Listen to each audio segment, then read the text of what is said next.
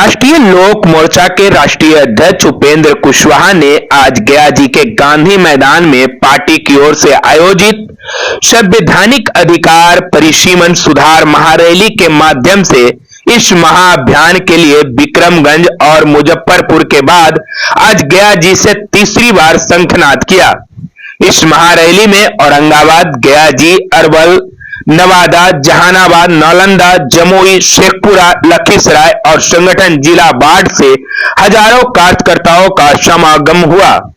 कुशवाहा ने हजारों समर्थकों के बीच दीप प्रज्वलन कर कार्यक्रम का उद्घाटन किया। कुशवाहा ने कहा कि परिसीमन का मुद्दा आप लोगों के लिए नया है, लेकिन इसको ठीक से समझने की आवश्यकता है। भारत में 2026 में परिसीमन होना है।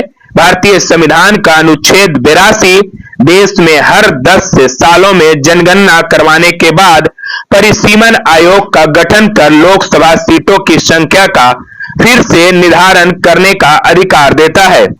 वही अनुच्छेद 170 राज्यों में विधानसभा के निर्वाचन क्षेत्रों की सीमा और संख्या तय करने का अधिकार देता है।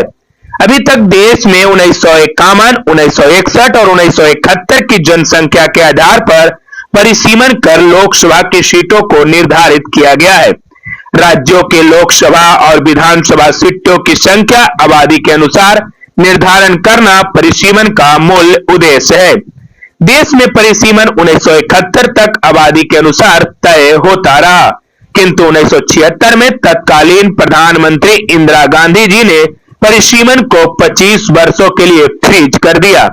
देश में आपातकाल लागू था और इसी का फायदा उठाकर 42वें संविधान संशोधन के जरिए परिसीमन को फ्रीज किया गया। पुनः यह रोक अगले 25 साल तक के लिए बढ़ा दी गई है।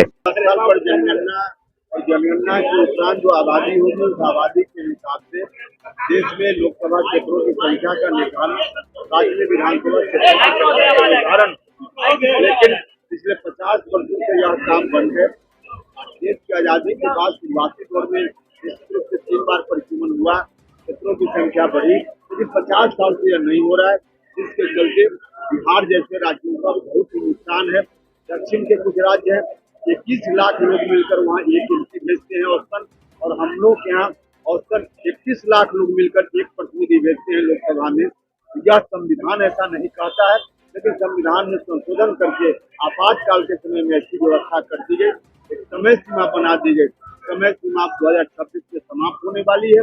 कुछ लोग फिर से लग गए हैं कि परिसीमन के काम पर रोक आगे जारी रहे, इसलिए हम लोग सचेत है कि अब रोक आगे न रहे, रोक हटे और परिसीमन हो, ताकि क्षेत्रों की संख्या बढ़े। सर, क्यों डर लग रहा है, क्या बोलते हैं, ये परिसीमन नहीं होगा? डरने की बात हम नहीं कर, हम यह करें कि एक तरफा आवाज अगर कही जाएगी किसी भी मुद्दा पर, तो क्या हम लोग की ड्यूटी है हमारे हक में, बिहार के हक में जो बात है हम उसको कहते रहे, इसलिए हम अपनी बात कर रहे हैं। परिसीमन यादव बोले हैं तो उनको यही संस्कार है, इसी तरह से बोलते हैं, बाप का क्या क्या बोलते हैं। हम लोग का संस्कार नहीं, कोई भी बात कहनी है राजनीति में, आलोचना भी तीखी से की जा सकती है, लेकिन शब्दों की मर्यादा जरूर रखती है। उनके यहाँ शब्दों की मर्यादा नहीं है, इसलिए इस तरह की बात करते हैं। ये बात उनको कहनी थी तो कहना चाहिए था कि हिंदुस्तान सबका, इसमें हिंदुस्तान सबका है, लेकिन जो भाषा या शब्द उन्होंने प्रयोग किया पूरे तौर पर आपत्तिजनक। ओवैसी ने कहा है कि अघोषित एनआरसी लागू हो गई है बिहार में, इलेक्शन कमीशन कर देखिए, पहले तो इलेक्शन कमीशन जो कर रहा है सत्यापन का काम होता है, उसको ठीक से लोग समझ लें और तब इस तरह की बात सत्यापन में पिता का जन्म प्रमाण पत्र मांगा है किसी ने। विपक्ष के लोग ऐसी बात कर रहे हैं, विपक्ष के लोग बात कर रहे हैं। अगर आपके यहाँ आया हो बीएलओ और आपसे मांगा हो कि पिताजी का दीजिए जन्म प्रमाण पत्र, तब हम कहें, ऐसा नहीं है। सर, यहाँ फोटोकॉपी की बात हो रही थी, ये फोटोकॉपी कौन है, किसकी ओर इशारा है? हमने तो ऐसा नहीं कुछ कहा। आपके सारे सहयोगी तक आपके साथी लोग कह रहे हैं। अब साथी जिनको लोगों ने क्या क्या भाषण दिया उनसे आप बैठे हुए थे, वो फोटोकॉपी कौन है? आप हमसे जो हमने कहा है उसके बारे में कुछ पूछना चाहते हैं? सर, आप एनडीए मतलब बीजेपी की तरफ से आपको सीट मिलेगी या नीतीश कुमार जी की तरफ से मिलेगी? एनडीए गठबंधन में, एनडीए गठबंधन में तय होगा, पार्टी की ओर से सब पार्टी मिलकर के गठबंधन में तय करेगी। सर, आप जो परिसीमन का मुद्दा उठा रहे हैं, तो बिहार जैसे राज्य में पेट के भूगोल में ही आदमी डूबा हुआ है। उसे उसे पूरा करना है। और आप इस समय परिसीमन की बात कर रहे हैं, तो कैसे वो अपने पेट के लिए लड़ेगा कि ये परिसीमन के लिए लड़ाई? मतलब इस पर हम लोग छोड़ देना कुछ करें, आप बताइए ना कैसे करेंगे, ये बताइए ना। कैसे करेंगे तो बताए। नहीं तो पेट वो पेट कैसे भरेगा? ये तो गरीब बैठा हुआ है। उस विषय इस पर लगा मुद्दे को उठाइए ना। आज जो विषय हमारा है उस पर हम बात करेंगे। बाकी वहाँ बोल रहे हैं आपके पर लगातार हम बोलते रहे हैं, हमने बार बार कहा है और आज की सरकार कोशिश भी कर रही है। रोज मुख्यमंत्री जी नियुक्ति पत्र बांट रहे हैं। रोजगार कैसे मिले, पहले 10 लाख सरकार देती थी बेरोजगार नौजवानों को रोजगार के लिए, और 30 लाख आज की सरकार ने कर दिया। अति पिछड़ा दलित समाज के लोग हैं, उनको गाड़ी सरकार दे रही है, टेम्पो इत्यादि। लीजिए और रोजगार अपना कीजिए। हर तरह से राज्य की सरकार, भारत की सरकार उसके लिए तो कर ही रही है और लगातार हम लोग बोल रहे हैं। तो जिस विषय पर बात जब करने के लिए कार्यक्रम है वही विषय पर बात करेंगे ना। कितने सीट पर चुनाव लड़ेंगे?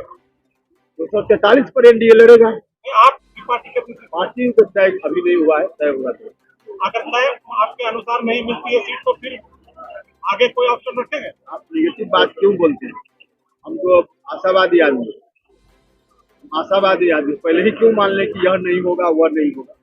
जो हम चाहते हैं होगा, हमारा विश्वास है। नीतीश कुमार जी के पुत्र भी चुनाव लड़ेंगे, ऐसा हमको नहीं मालूम है इसके बारे में, लेकिन लड़ना चाहे तो इसमें क्या दिक्कत है? हर व्यक्ति जो लड़ना चाहे चुनाव और उम्मीदवार होने की योग्यता रखता है लड़ सकता है, इसमें क्या दिक्कत है?